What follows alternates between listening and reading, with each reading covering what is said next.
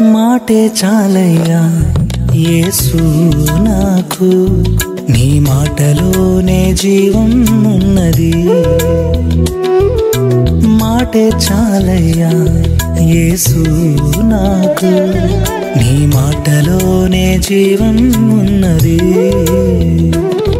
నీ మాట వల్లే జరుగును అద్భుతాలు, నీ మాట వల్లే జరుగును.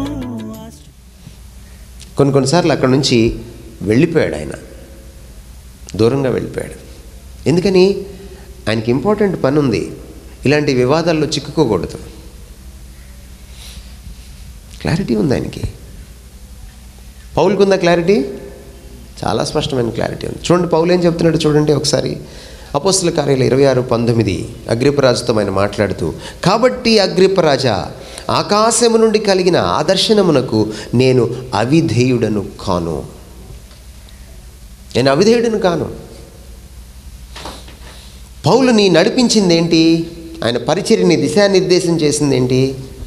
దేవుడు పిలిచాడు, చెప్పాడు దేవుడు స్పష్టంగా, నిన్ను రాజుల ఎదుట, అధికారుల ఎదుట, అన్యజనుల్లో నా సాక్షిగా వాడుకుంటాను. అంతేకాదు, నువ్వు నా కోసం శ్రమ పడాలి. ఎందుకంటే నువ్వు సంఘాన్ని హింసించావు కదా, నీకు హింస అంటే ఏంటో తెలియాలి. ఏమన్నాడు పౌలు? ఏమన్నాడు? Yes boss. ఎప్పుడైనా వేరే ఎక్స్ట్రా పనులు ఏమైనా చేశాడా? చేయలే. ఏదైతే ఇచ్చాడో దానికోసమే చేశాడు. ఇక్కడ ఒక ప్రాబ్లం ఉంది మనకి. దర్శనం లేకపోతే ఏమవుతుందంటే, మనం ఒక సేవను సృష్టించుకుంటాం, ఒక పరిచర్యను మనం సృష్టించుకుంటాం. ఎట్లా ఉంటుంది తెలుసా? పరిచర్య చాలా హాయిగా ఉంటుంది. అంటే నొప్పి తగలని పరిచర్య అన్నమాట.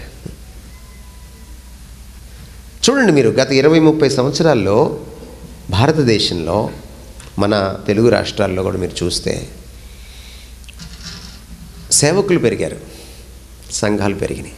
30 ఏళ్ళ కిందట ఉన్నారండి ఇంతమంది సేవకులు. ఇన్ని సంఘాలు ఉన్నాయా? ఊరికి ఇన్ని సంఘాలు ఉన్నాయా? 30 ఏళ్లలో ఇన్ని సంఘాలు పెరిగితే, ఇన్ని సేవలు, ఇన్ని పరిచర్యలు, ఇంతమంది సేవకులు, పాస్టర్లు పెరిగితే అన్యులు కూడా మారాలిగా. వాళ్ళు ఎంతమంది మారారు? వాళ్ళ పర్సంటేజ్ ఎంత మారారు? పోనీ మారలేదు, మార్చడం మీ పని కాదు. కనీసం అన్యులందరికీ సువార్త చెప్పారా? 90% అన్యులేగా మన దేశంలో. 90% అన్యులకు సువార్త అందిందా?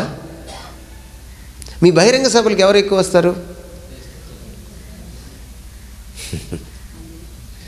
అంటే మీరు సేవ ఎక్కడ చేస్తున్నారు? మీరు ఎక్కడ చేయాలి? దున్నని భూమిని దున్నాలి. ఎవరో దున్నేసిన భూమిని మళ్ళీ మీరు నాగులు పట్టుకొని చంద్రబాబు నాయుడులాగా ఫోటో తీసుకోకూడదు. ఆయన జన్మభూమి కార్యక్రమం పెట్టారు అప్పట్లో. ఆయన రోడ్లు ఉడిచేది లేదు, పెట్టేది లేదు. ఊరికో చీపురు పట్టుకుంటాడు, ఫోటో దిగుతాడు. పాస్టర్లు అలా ఉండకూడదు. మీరు దున్నని భూమిని మీరు దున్నాలి, వీడి భూమిని మీరు దున్ని అక్కడ పంట పండించాలి. మీరు కోత ఎక్కడుందో అక్కడికి వెళ్ళి మీరు పని చేయాలి. ఎందుకు ఇలా జరుగుతుంది? మీకు మీరే ఒక పరిచర్యను సృష్టించుకుని, ఆ హాయిగా ఉన్న పరిచర్యలో ఇవాంజలిస్టులు కూడా ఎక్కువ ఉండరు మనకి, పాస్టర్లే ఎక్కువ ఉంటారు. ఎందుకు తెలుసా? పాపం ఇవాంజలిస్టులకి సంఘం ఉండదు. సంఘం లేదనుకోండి, పెట్టి ఉండదు. ఏం పెట్టే? కానుకలు పెట్టి ఉండదు. వారం వారం కలెక్షను ఉండదు. ఇవాంజలిస్ట్తో ప్రాబ్లం ఏంటి? ఎవరిచ్చినా ఎవరివ్వకపోయినా ఆయన వీధి వీధి తిరిగి, ఇల్లు ఇల్లు తిరిగి, సంతకి తిరిగి సువార్త చెప్పాలి. కాబట్టి ఇవాంజలిస్టులు ఎక్కువ మంది ఉండరు. ఎక్కడ గిట్టుబాటు పరిచర్య ఉంటుందో ఆ గిట్టుబాటు పరిచర్య. చాలామంది నన్ను అడిగారు, మీరు సంఘం ఎందుకు పెట్టరు?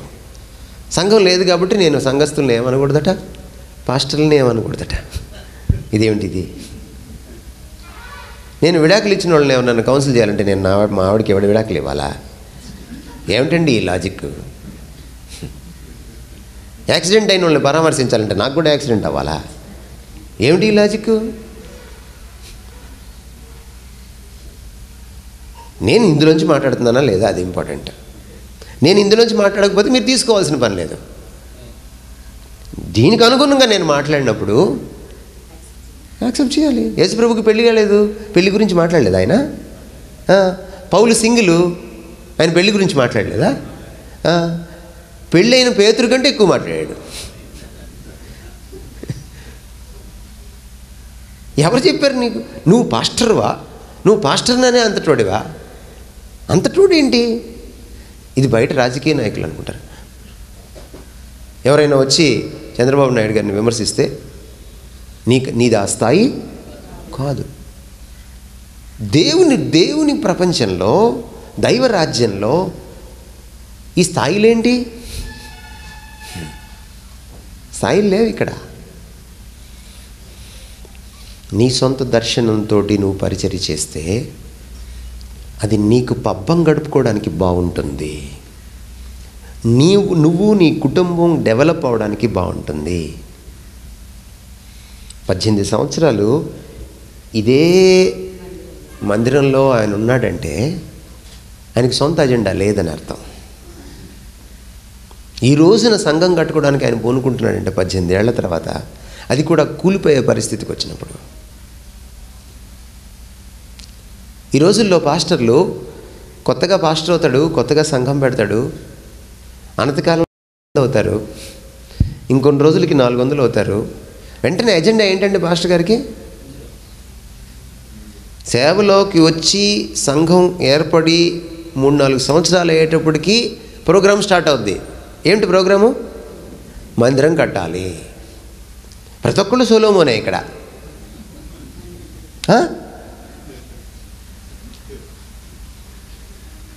చెప్పాడు మీకు దేవుడు? అసలు ఈ మందిరం కట్టమని ఎక్కడ లేదు బైబిల్లో, కొత్త నిబంధనలో. చూడండి మీరు ఉందేమో. అసలు పాత నిబంధనలు కూడా దేవుడు కట్టమని చెప్పలా. దావీదు కట్టాలనుకున్నాడు ప్రేమ కొద్దీ. దేవుడు వద్దు, నీ కోరిక తీరుస్తాలే, అయితే నువ్వు వద్దు, నీ కొడుకుతో కట్టించుకుంటాను అన్నాడు. ఆ దావీదు కోరిక తీర్చుకోదాన్ని కట్టించుకున్నాడు, కానీ అసలు దేవుడు అడగలే ఎక్కడ నాకు సంఘం కట్టమని. ఎందుకంటే ఆయన ఈ భవంతుల్లో ఉండడు. ఇదే కదా మన అజెండా. మళ్ళీ కోట్లు, ఏదో లక్షలు కూడా కట్టుకోరు, మళ్ళీ కోట్లు. ఎందుకు మీ పరిచర్య ఇలా మారిపోయింది? ఎందుకంటే సంపాదించే వాళ్ళకి కొన్ని ట్రిక్కులు తెలుసు. ఏమిటి అసలు ట్రిక్కులు అంటే, ఒక ప్రాజెక్ట్ స్టార్ట్ అయితే ఆ ప్రాజెక్ట్ పేరు మీద ఏమొస్తాయి? అదే అసలు ఏం కట్టలేదు అనుకోండి, ఏ రూపాయన కలెక్ట్ చేస్తావు? ఏదో ఇందులో పడే 10 రూపాయలు 20 రూపాయలు తప్ప. అదే కడుతున్నాను అన్నావు అనుకో, ముందే బొమ్మ వేసి ఇంజనీర్ తోటి చూపించావనుకో, ఎలా ఉంటుంది? అమరావతి ప్లాన్ లాగా ఉంటుంది.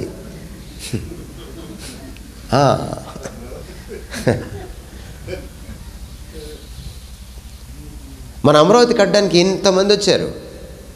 ముందు సింగపూర్ వాళ్ళు వచ్చారు, జపాన్ వాళ్ళు వచ్చారు,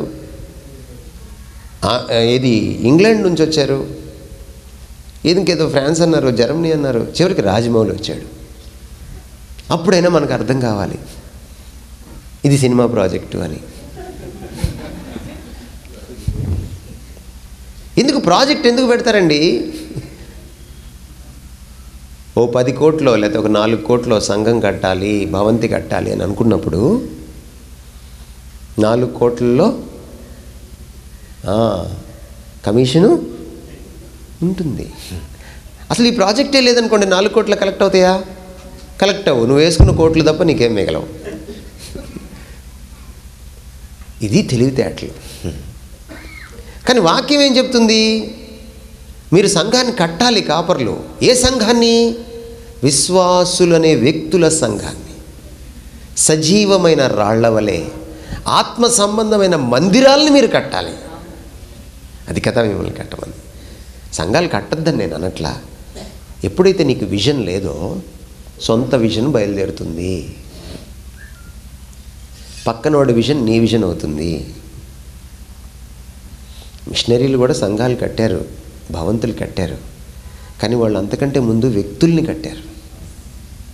ఈరోజు ఇంతమంది క్రైస్తవులు ఈ దేశంలో ఉన్నారంటే మిషనరీలు ముందు వ్యక్తుల్ని కట్టారు. ఆ వ్యక్తులు ఆరాధించడానికి ఒక షెల్టర్ అవసరమైంది అంతే. అది ఫస్ట్ అయ్యి ఇది సెకండ్ అయిందనుకోండి, అది దేవుడి దగ్గర నుంచి నీకు దర్శనం లేదని అర్థం. అందుకనే మీకు కొత్త నిబంధనలో అపోస్తలుల కార్యములు తెలుసు కదా మీకు. అపోస్తలుల కార్యములలో భవంతులు కట్టడం అనే ఒక కార్యము లేదు. కానీ మీకంటే ఎక్కువగా సేవ వాళ్ళు చేశారు. ఇంతకంటే నాణ్యమైన సేవ వాళ్ళు చేశారు. అందుకే మనకేం కావాలండి? దర్శనం, విజన్ కావాలి. మోకాళ్ళు నీ ప్రభు దగ్గర, నైనా నన్ను పిలిచావు, పాస్టర్ని చేసావు, ఓ చిన్న మందనిచ్చావు, ఖాయమన్నావు, ఏం చేయమంటావు? నన్ను ఏం చేయమంటావు? మీకు గుర్తుందా? పౌలు గుర్రం మీద నుంచి పడంగానే అడిగిన ప్రశ్న అది. ప్రభువా నువ్వెవరు? తర్వాత ఏమన్నాడు? నేను ఏం చెయ్యాలి? నేను ఏం చెయ్యాలని కోరుతున్నావు. అది కదా సేవకుడి లక్షణం. నేను ఏం చెయ్యాలి ప్రభువా నువ్వు అడిగినప్పుడు, దానికి దేవుడు స్పష్టమైన జవాబు ఇచ్చినప్పుడు, ఆ జవాబే నీ దర్శనం, ఆ జవాబే నీ పరిచర్య విజన్. గుర్తుపెట్టుకోండి, దేవుడు ఎప్పుడైనా ఎవరినైనా పిలిస్తే ఖచ్చితంగా విజన్ ఇస్తాడు. మోషేని పిలిచాడు, అతనికి ఒక దర్శనం ఇచ్చాడు. నీవు వెళ్ళి రాజుని ఎదిరించి నీవు నా ప్రజల్ని విడిపించి ఈ అడవిలో పారేసి వెళ్ళిపోకూడదు అని చెప్పలేదు ఆయన. ఆ కనాను దేశానికి తీసుకువెళ్ళాలి. అది మోషేకి ఇచ్చిన విషయం. అబ్రహామును పిలిచాడు, అబ్రహాముకు ఒక దర్శనం ఇచ్చాడు, విచిత్రమైన దర్శనం. నీకు ఒక బిడ్డని ఇస్తాను, కానీ నువ్వు నాకో పని చేయాలి.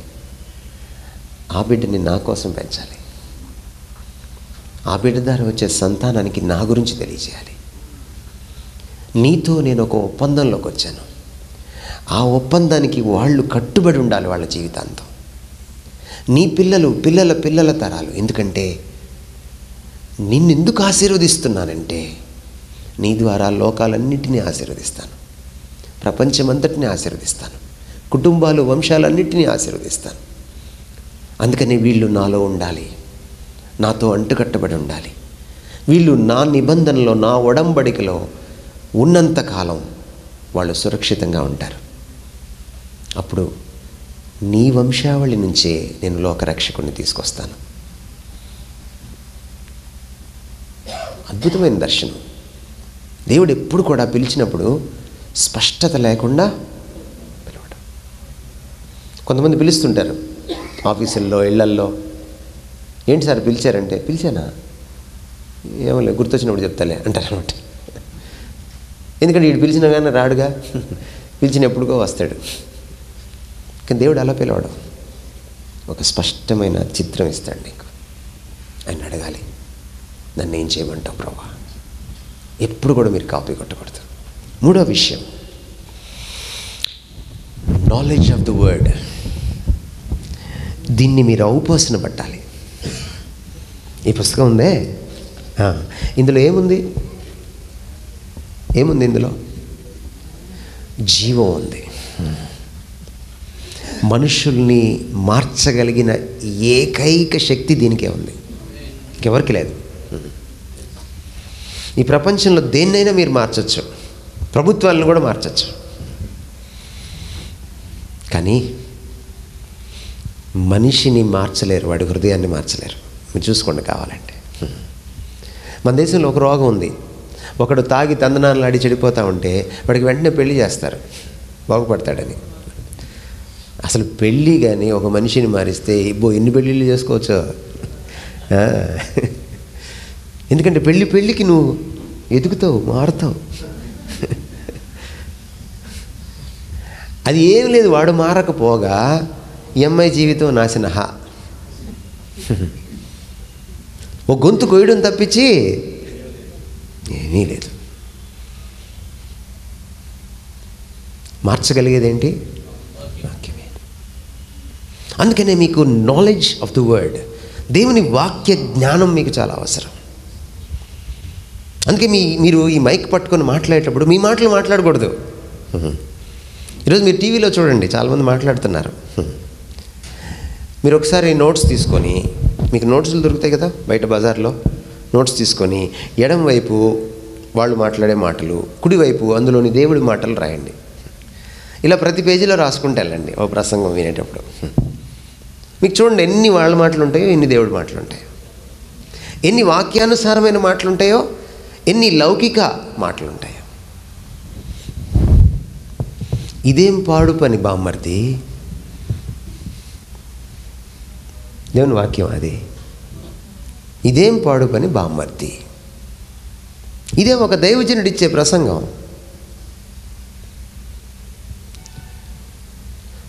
సొలస పులస ఎలా అవుతుంది ఏమండి? ఇవే మీ టైటిల్స్. సొలస పులస ఎలా అవుద్దంటే వెళ్ళి అక్కడ కూర్చో యానం దగ్గర. ఆ యానం దగ్గర కూర్చుంటే సముద్రం వచ్చి కలుస్తూ ఉంటుంది. ఆ సీజన్లో వెళ్ళి కూర్చో, నీకు తెలుస్తుంది సొలస పులస ఎలా అవుతుందో. నీకు లోకం పులుసు ఎక్కువైంది, ఇందుకని నిన్ను పిలిచింది దేవుడు.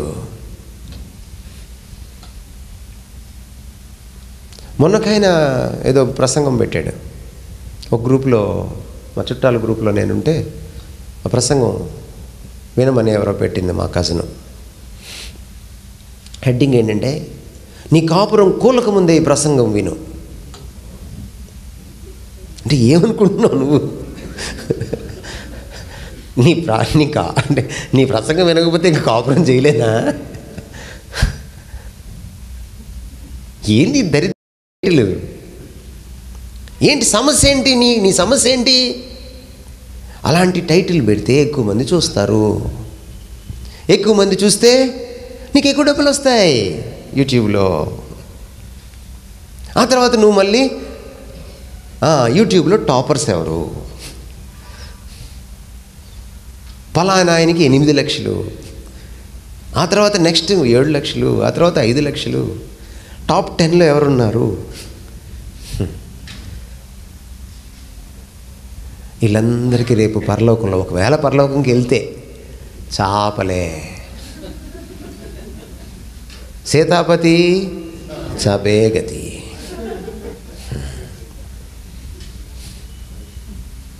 మీకు చెప్తున్నాను నేను. ప్రభు చెప్పాడు, మీరు కోరుకుంది మీకు ఈ లోకంలో దొరికిపోయింది, వారి ఫలము వారు పొంది ఉన్నారు. ఇంకక్కడ ఫలం పొందడానికి ఏమీ లేదు. నువ్వు యూట్యూబ్ల కోసం, లైక్ల కోసం, సబ్స్క్రిప్షన్ల కోసం టైటిల్స్ పెట్టి ప్రసంగాలు చేస్తున్నావా? ఇది లేదు నీకు. ఇదెంత? నీ ప్రసంగంలో దీని పాలెంత? నీ పరిచర్యలో దీని పాలెంత? ఇది కదా శక్తి, ఇది కదా మనుషుల్ని మార్చేది. నీ మాట ఎవరైనా మార్చగలదా? నీ భార్యను మార్చి చూద్దాం, నీ మాటతో నువ్వు చూద్దాం. నీ పిల్లలు నీ మాట వింటారేమో చూడు. నా మాటకి, నీ మాటకి శక్తి లేదు, ప్రభువు మాటకే. ఇది ప్రభువు మాట. అందుకనే పాస్టర్ గారికి కంటెంట్ ఉండాలి. కంటెంట్, యూట్యూబ్ కంటెంట్ కాదు, వాక్యం కంటెంట్. కంటెంట్ ఉండాలి. ఒకసారి వాక్యం చదువుదాం. ఇదే మలాకీ గ్రంథంలో 2వ అధ్యాయంలో మాట్లాడుతున్నమాట. యాజకులు సైన్యములకు అధిపతియగు యెహోవా దూతలు గనుక జనులు వారి నోట ధర్మశాస్త్ర విధులను నేర్చుకొందురు, వారు జ్ఞానమును బట్టి బోధింపవలెను. యాజకులు ఎవరట? దేవుని దూతలట. దూత అంటే మీకు తెలుసండి? దూత అంటే ఎవరు? దూతకు అర్థం ఏంటి చెప్పండి నాకు. దూత అంటే ఎవరు? మెసెంజర్, వార్త మోసుకెళ్ళేవాడు. అంతే దూత పని. పాత రోజుల్లో సమాచారం ఒకటి రాసి రాజుగారు ఇంకో రాజుగారికి పంపించాలనుకోండి, ఓ దూతను పంపించేవాడు. ఆ దూతగారు దాన్ని పట్టుకొని ఏం చేసేవాడు? రాజుగారి సముఖంకి వెళ్ళి పర్మిషన్ తీసుకొని లోపలికి వెళ్ళి ఈయనే చదవాలి, ఈయన చదివేవాడు.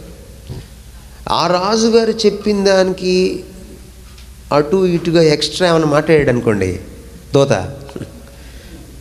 ఈ రాజు చేతిలోనైనా ఆ రాజు చేతిలోనైనా కథం అయిపోయింది. ఈరోజు మన దూతలో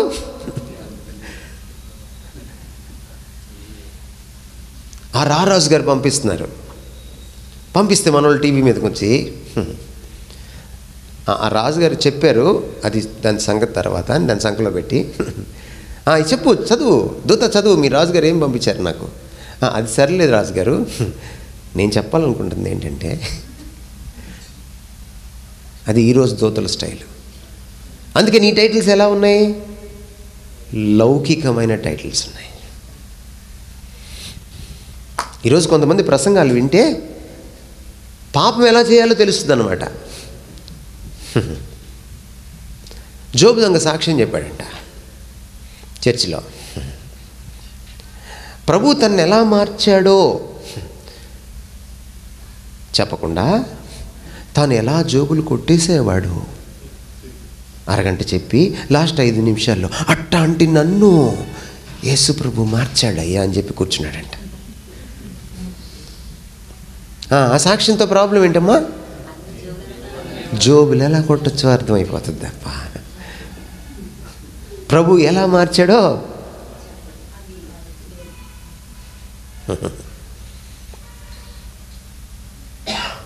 నీ ప్రసంగంలో లోకం పాలెంత, వాక్యం పాలెంత?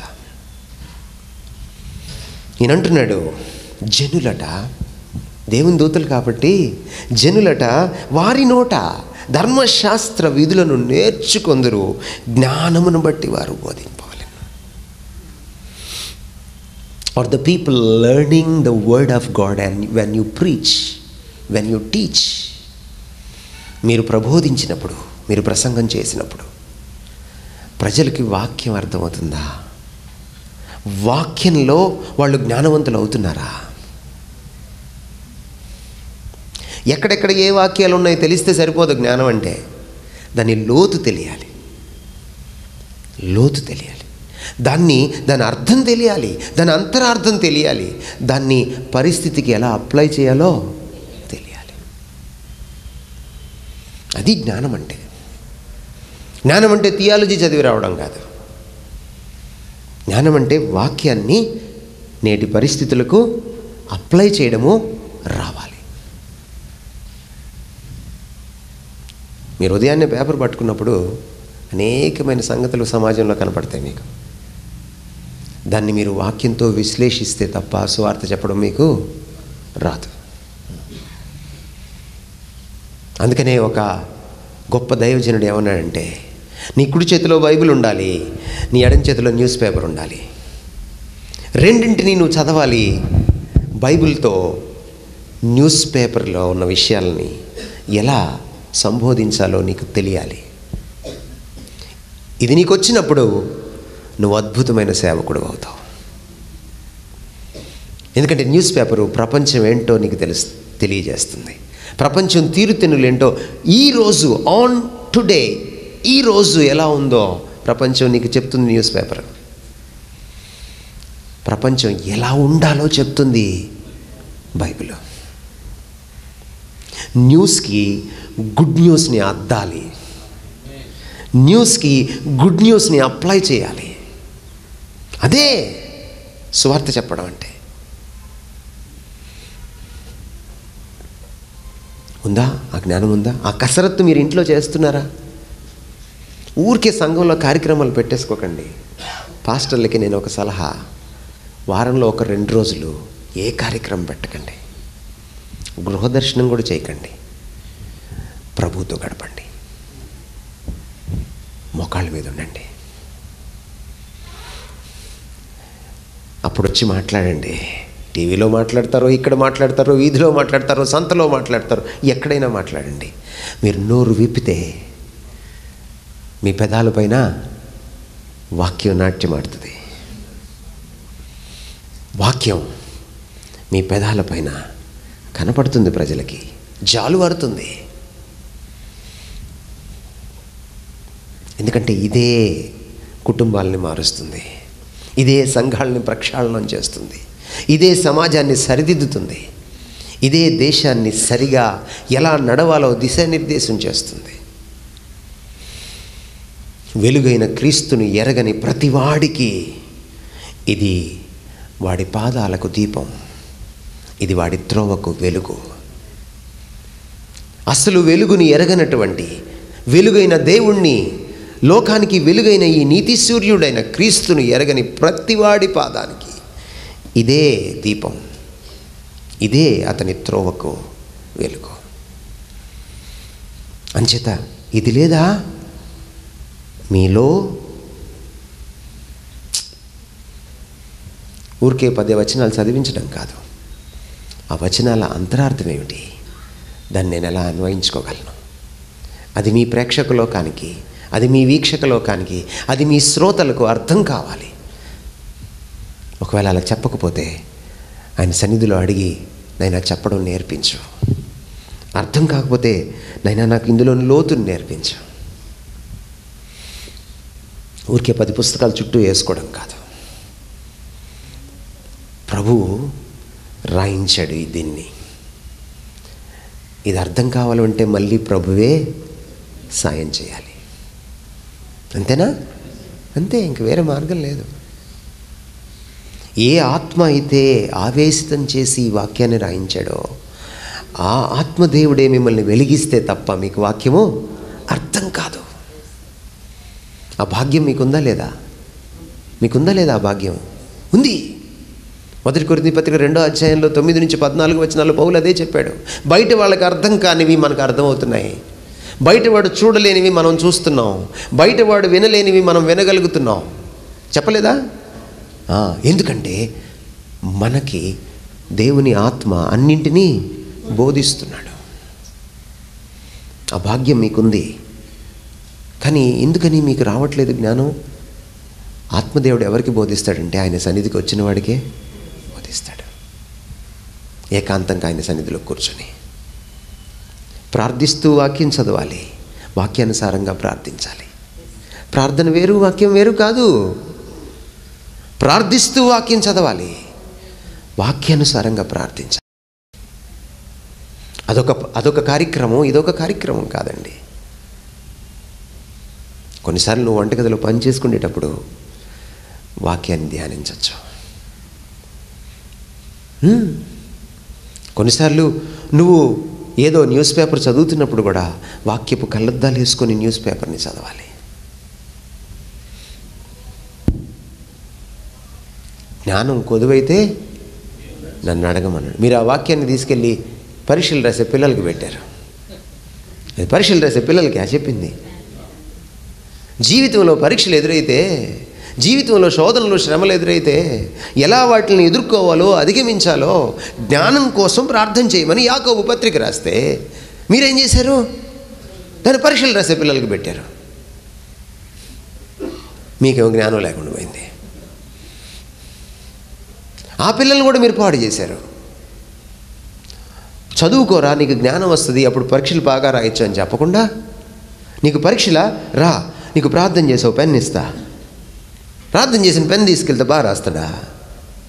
ఎన్ని అబద్ధాలు చెప్పారు వాళ్ళకి. పాపం వాళ్ళ అమాయకులు.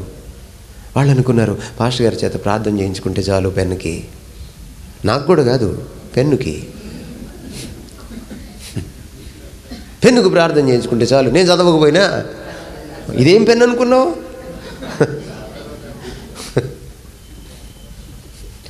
ఎంత అద్భుతమైన ఐడియాలండి మీ. అసలు ఈ రోజుల్లో విఠలాచార్య గారిని బ్రతుకుంటే ఎన్ని అద్భుతమైన సినిమాలు తీర్చి తెలుసా మీకోసం, మీ ఐడియాలతోటి. రాజమౌళి మీకు పరిచయం లేదు, కానీ బతికిపోయాడు రాజమౌళి. ఎక్కడ కనిపెడతారు అసలు? ఇక్కడ ఎక్కడి నుంచి వస్తాయి మీకు ఈ ఐడియాలు? చీప్ పెన్నులు తీసుకొచ్చి, అది మధ్యలో ఎప్పుడు ఆగిపోద్దో తెలియదు, దానికి ప్రార్థన చేసి మీరు పాంచడం ఒక కార్యక్రమం. దాని బదులు ఎవరైనా పిల్లలు ఇంట్లో చదువుకోలేకపోతే, ఇదిగో మా చర్చి ఖాళీగా ఉంటుంది, వచ్చి ఇక్కడ కూర్చొని చదువుకోండి అని చెప్తే వాళ్ళకి ఎంత మేలు చేసిన వాళ్ళు అవుతారు మీరు. చాలామంది లైబ్రరీకి వెళ్ళి చదువుకుంటారు పేద పిల్లలు, చాలామంది రచ్చబండ దగ్గరికి వెళ్ళి చదువుకుంటారు, చాలామంది పంచాయతీ ఆఫీస్కి వెళ్ళి చదువుకుంటారు. అదే మీరు సంఘంలోకి వచ్చి ఇక్కడికి వచ్చి చదువుకుంటారా? ఎంత బాగుంటుంది. ఇక్కడ పాస్టర్ గారు తిరుగుతూ ఉంటారు, పాస్టర్ గారు తిరుగుతుంటారు, వాళ్ళ కనుసన్నల్లో బ్రతుకుతారు. వాళ్ళు తప్పు చేయడానికి ఉండదు. ఎందుకు ఇలాంటి మంచి పనులు చేయరు మీరు?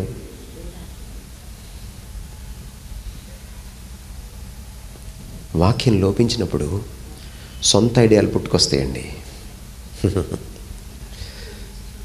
ఎప్పుడైతే సొంత ఐడియాలు వస్తాయో ఇది ఏమవుతుందంటే మార్కెటింగ్ అవుతుంది. మార్కెటింగ్, మినిస్ట్రీ వేరు, మార్కెటింగ్ వేరు. మినిస్ట్రీ గొర్రెల బాగును చూస్తుంది, మార్కెటింగ్ పాస్టర్ గారి బాగును చూస్తుంది. మార్కెటింగ్ ఎప్పుడు కూడా ప్రోడక్ట్ అమ్మేవాడిని బతికిస్తుంది, కొనుక్కున్నోడిని బతికించదు. అందుకని మార్కెటింగ్లో మోసాలు జరుగుతాయి. మార్కెటింగ్లో ఎవడైనా నిజం చెప్తాడండి? ఎవడైనా నిజం చెప్తాడా? మీరు ఏ ప్రోడక్ట్ అయినా టీవీలో చూడండి, నిజం ఎవడైనా చెప్తాడా? చెప్పడం. మార్కెటింగ్ చేసేది ఎందుకంటే అమ్మేవాడు బతుకుతాడు, ఓనర్ బతుకుతాడు. కానీ మినిస్ట్రీ ఏంటో తెలుసా? గొర్రెల్ని బతికిస్తుంది. ఏం చెప్పాడు ప్రభు పేతురుకి? ఇదిగో ఇన్ని గొర్రెలను ఇస్తున్నాను, బతికే. జియో, రిలయన్స్లో జియో లాగా జియో చెప్పాడా? చెప్పలా. ఇదిగో ఇన్ని గొర్రెలను ఇస్తున్నాను నీకు, కానీ నీ ఇష్టం చెప్పలా. వాటిని బతికించమన్నాడు, వాటిని కాయమన్నాడు, వాటిని మేపమన్నాడు. ఇది కదా మినిస్ట్రీ. అందుకని ఐడియాలు ఎక్కడి నుంచి పుట్టాలి మీకు? మినిస్ట్రీకి ఇందులోంచి పుట్టాలి, మీ తలకాయలోంచి కాదు. ఇది బూజు పట్టిన తలకాయ, ఇది మామూలుదే. దీంట్లో ఎన్ని కుతంత్రాలు, ఎన్ని కుళ్ళు, ఎన్ని కచ్చడా అంతా ఉంటుంది ఇందులో. ఇది మామూలుది, చాలా కంతిరిది ఇది. ఈ వాక్యం దీన్ని శుభ్రం చేయాలి. దీన్ని శుభ్రం చేసినప్పుడు ఇది ఇచ్చే ఐడియాలు వాక్యానుసారంగా ఉంటాయి. పరిచర్యకు ప్రమాణం వాక్యమే. పరిచర్యకు దిశానిర్దేశం చేసేది వాక్యమే. పరిచర్యలో పద్ధతుల్ని మీరేమన్నా తీసుకురావాలనుకుంటే కొత్త పద్ధతుల్ని, అది వాక్యానుసారంగానే ఉండాలి. పరిచర్యకు గీటురాయి వాక్యమే. పరిచర్యలో ప్రకటించే ప్రతి సువార్త, ప్రతి ప్రసంగం వాక్యానుసారంగానే ఉండాలి. అందుకనే మీకేం కావాలండి? వాక్య జ్ఞానం కావాలి. మీరు ఎంత కేటాయిస్తారు ఒక వారంలో వాక్యాన్ని ఔపోసన పట్టడానికి?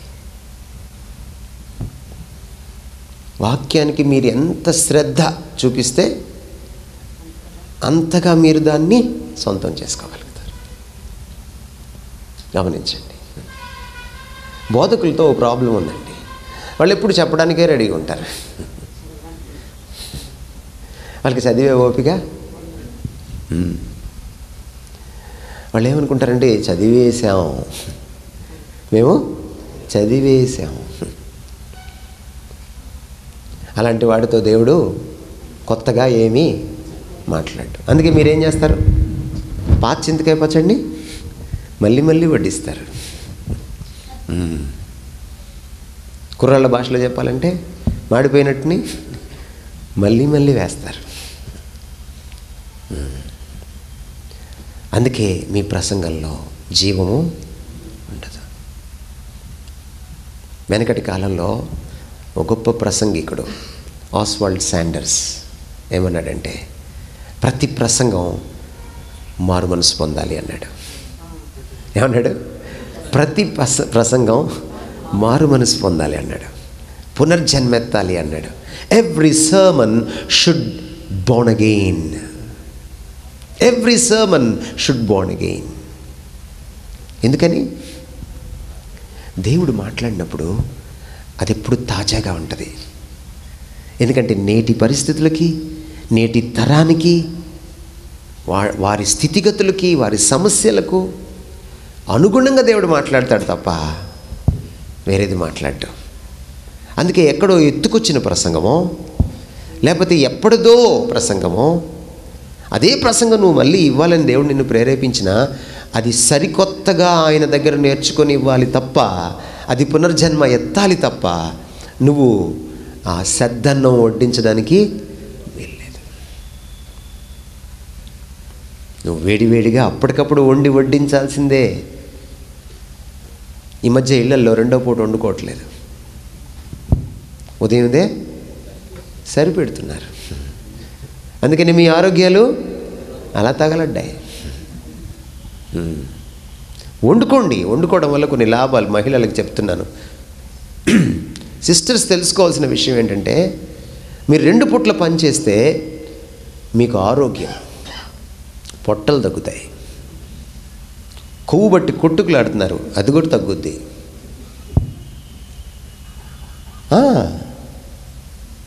మీకు నడు నొప్పులు రావు, ఫ్రెష్గా తింటారు. అందులో కరోనా వచ్చింది, జాగ్రత్త. రేపొద్దున ఇంకొక టైప్ ఆఫ్ కలరా వస్తుంది.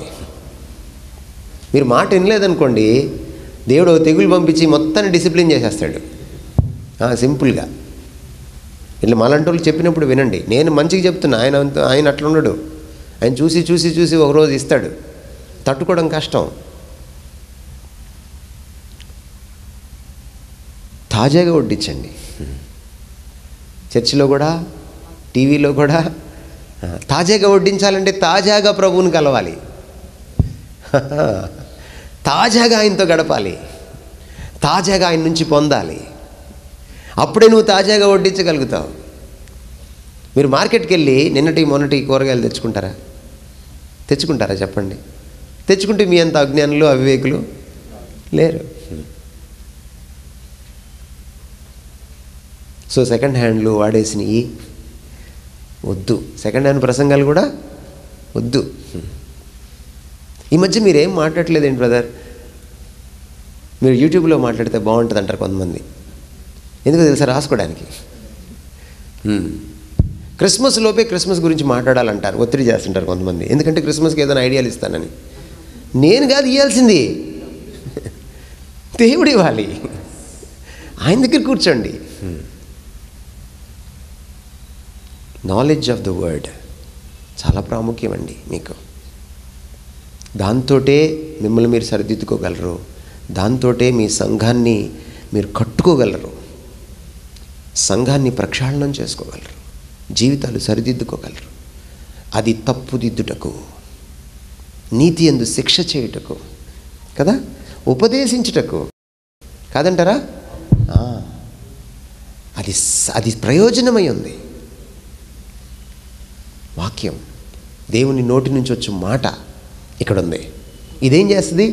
మనిషిని బ్రతికిస్తుంది.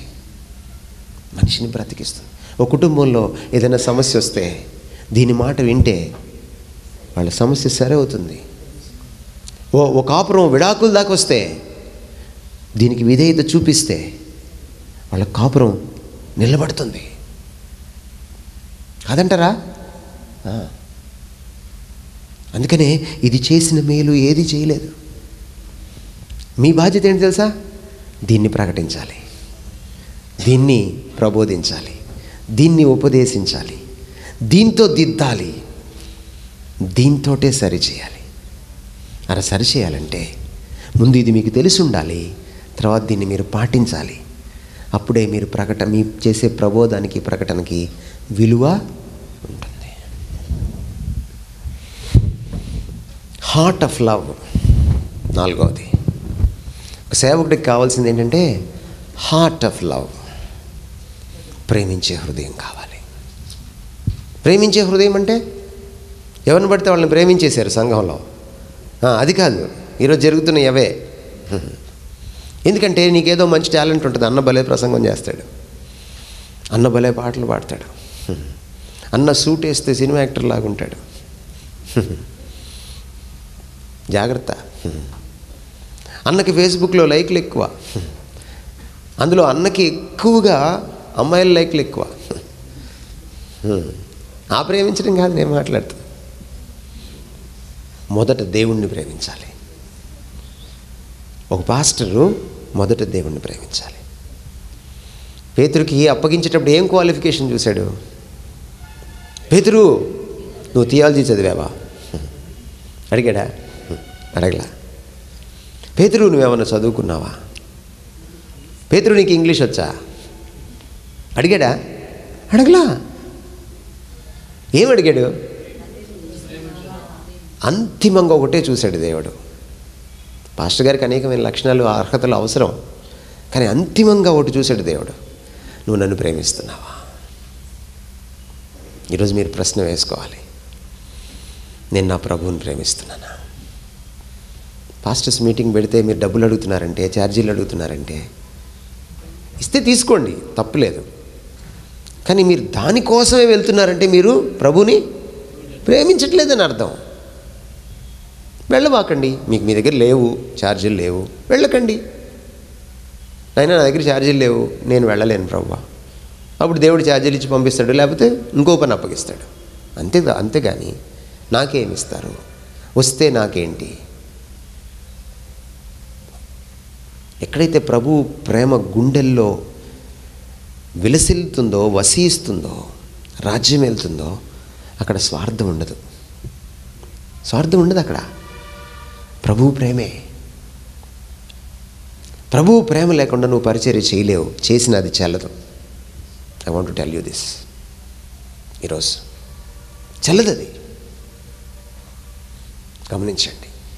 అందుకని మీరు ప్రతిరోజు ఉదయం లేవంగానే మీరు చూసుకోవాల్సింది ఏంటంటే, ఒక గర్భిణీ స్త్రీ వారంకి ఒకసారో వీలైతే రోజుకొకసారి ఒక వెయింగ్ మిషన్ మీద ఎక్కి, ఒక తూచే యంత్రం పైన ఎక్కి, బరువు పెరుగుతున్నాడు నా బిడ్డ, నేను బరువు పెరుగుతున్నాను లేదో చూసుకుంటుంది. అలాగే మీరేం చేయాలి? ప్రతిరోజు నా ప్రభువుని ప్రేమిస్తున్నానా లేదా? మీరు సువార్త చెప్పేటప్పుడు, మీరు గృహదర్శనం చేయకముందు ప్రభువుని ప్రేమిస్తే ఒక అడ్వాంటేజ్ ఉంది. మీరు ఆయన గొర్రెల్ని ప్రేమిస్తారు. మీరు ఆయన గొర్రెల్ని ప్రేమిస్తే గొర్రెలకు పెడతారు కానీ దోచుకోరు. గొర్రెల క్షేమం చూస్తారు కానీ మీ క్షేమం చూసుకోరు. గొర్రెలకి చెప్పలా మిమ్మల్ని కాయమని, గొర్రెలకి చెప్పలా మిమ్మల్ని మేపమని, కానీ మీకు చెప్పాడు గొర్రెల్ని కాయమని, మీకు చెప్పాడు గొర్రెల్ని మేపమని. ప్రేమ లేకుండా చేశారనుకోండి, మంచి మేత వేయగలరా? వేయలేరు. సరిగా కాయగలరా? కాయలేరు. ప్లీజ్, మీరు ఎప్పుడైనా పెంపుడు జంతువులు పెంచారా మీ ఇంట్లో? వాటికి ఒక నెల, 2 నెలలు, 3 నెలలు అన్నం పెట్టారా? ఓ పిల్లో, ఓ కుక్కో, ఓ కోడో మీ ఇంట్లో ఉంటే, ఒక పెట్, ఒక పెంపుడు జంతువు, ఓ పెంపుడు పక్షి, అది మిమ్మల్ని ఎలా చూస్తుందో చూడండి. ఎలా చూస్తుంది? ఎంత ప్రేమగా ఉంటుంది. మీరు ఊరెళ్ళి 4 రోజుల తర్వాత వచ్చారనుకోండి, దాన్ని చూసారు, దాని ఎగ్జైట్మెంట్ చూసారు ఎప్పుడైనా? అది గంగం స్టైల్లో డ్యాన్స్ చేస్తుంది. ఎందుకు? నా యజమాని వచ్చేసాడు. మీ గొర్రెలు మీరు బాగా చూసుకోండి, వాళ్ళు ఎందుకు మిమ్మల్ని బాగా చూసుకోరు? వాళ్ళు మిమ్మల్ని ఎలా చూసుకుంటున్నారన్న చింత మీకు అక్కర్లా. ప్రభు మిమ్మల్ని పిలిచాడు, మీ గొర్రెలు కాదు, ఆయన గొర్రెలు. ఆయన ఏమన్నాడు? నా గొర్రెలు, నా గొర్రెలు, ఇదిగో నీ గొర్రెలు. అమ్మా ఇదిగో నీ కుమారుడు అన్నాయన, ఇదిగో నీ గొర్రెలను బెదురుతా అనలా. నా గొర్రెలు. మళ్ళీ ఈ గొర్రెలను ఎవరికి అప్పగించాలి? ఆయనకు మళ్ళీ నువ్వు అప్పగించాలి, లెక్క చెప్పాలి ప్రతి గొర్రె గురించి. మీరు వేరే లెక్కలు చూసుకుంటున్నారు. ఏ గొర్రె నుంచి ఎంత వచ్చింది? ఈ గొర్రె 10,000 ఇచ్చే గొర్రె, ఈ గొర్రె వేరు, ఇది స్పెషల్ గొర్రె. మీకు చైనా అని ఉంది. చైనా అంటే చైతన్య నారాయణ స్కూల్స్ అని ఉంటాయి అన్నమాట.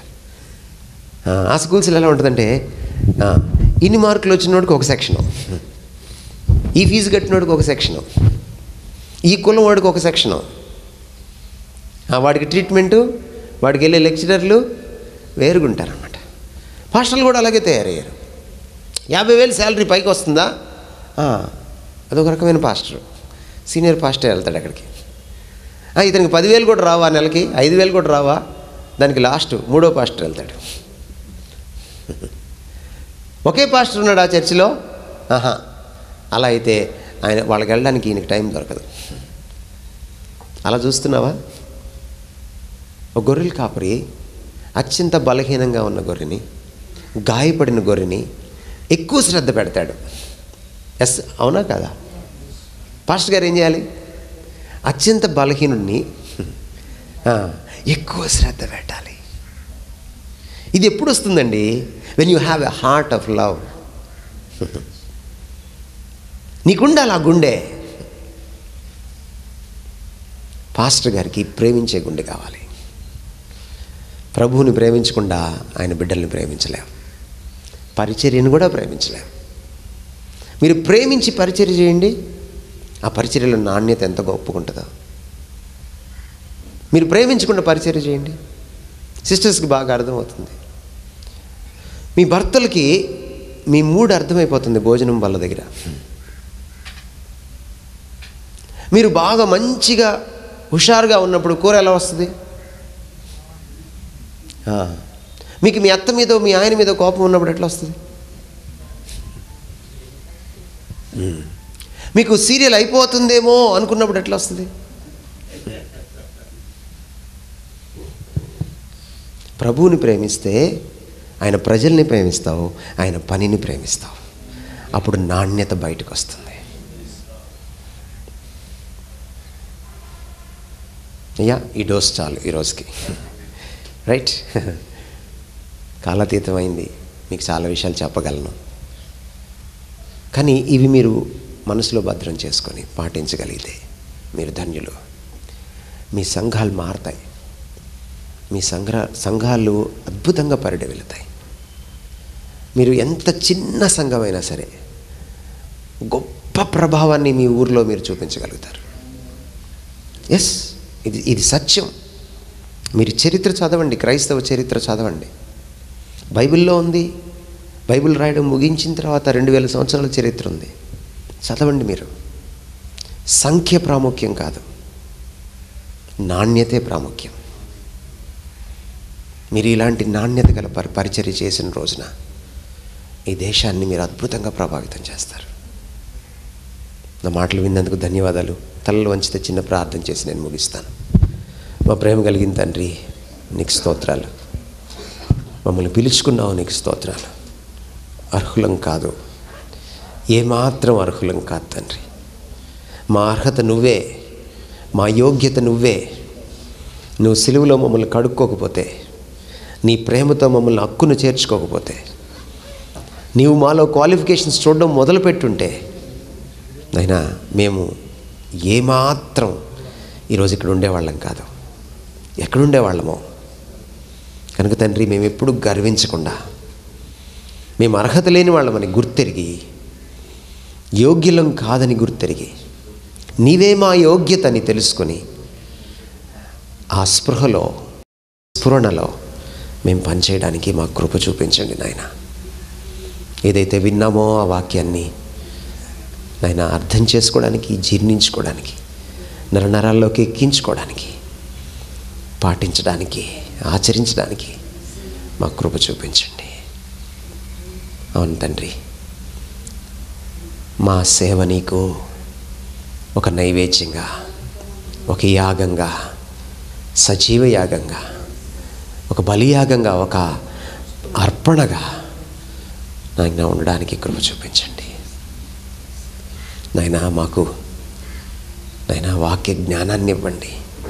నీ సన్నిధిలో కనిపెట్టేటువంటి మనసునివ్వండి. వాక్యం పైన పట్టు సాధించడం కాదు, వాక్యం మా జీవితాలపైన పట్టు సాధించే అంత లోతు మాకు ఇవ్వండి. నాయన మేము ఏది చేసినా, ఏది చూసినా, ఏది మాట్లాడినా నాయన వాక్యానుసారంగా ఉండడానికి కృప చూపించండి. వాక్యం మా ప్రమాణం కావడానికి, వాక్యం మాకు దీపం కావడానికి, దిశానిర్దేశం చేసే దిక్సూచి కావడానికి మాకు కృప చూపించండి. ప్రేమించే హృదయాన్ని ఇవ్వండి అయ్యా, మాకు ప్రేమించే హృదయాన్ని ఇవ్వండి. విన్న ప్రతి మాటను మాలో ముద్రించండి. నీది కాని మాటను తీసివేయండి, నీదైన మాటను ముద్రించండి. అన్వయించుకోవడం, ఆచరించడం నాయన మాకు చేత కాదు కనుక నీ కృప పైన ఆధారపడుతున్నాం. కృపనివ్వండి. బలహీనలం నాయన పెనియేలు ప్రేయర్ మినిస్ట్రీస్ని జ్ఞాపకం చేసుకోండి నాయన, ఆశీర్వదించండి. నీ యొక్క ఉద్దేశాలని ఈ పరిచర్య ద్వారా నెరవేర్చుకోండి, మహిమ పొందండి. అనేక విశ్వాసుల క్షేమార్థం, అనేక అన్యుల రక్షణార్థం ఈ పరిచర్యను ఆశీర్వదించండి. ఈ పరిచర్యనే కాదు, ఇక్కడికి చేరి వచ్చిన ప్రతి కాపరి, ప్రతి దైవజనుని పరిచర్యను అదే రీతిలో మీరు ఆశీర్వదించాలని, మహిమ పొందాలని యేసుక్రీస్తు వారి మహాప్రశస్తమైన నామమున బ్రతిమలాడి వేడుకుంటున్నాం తండ్రి. ఆమేన్.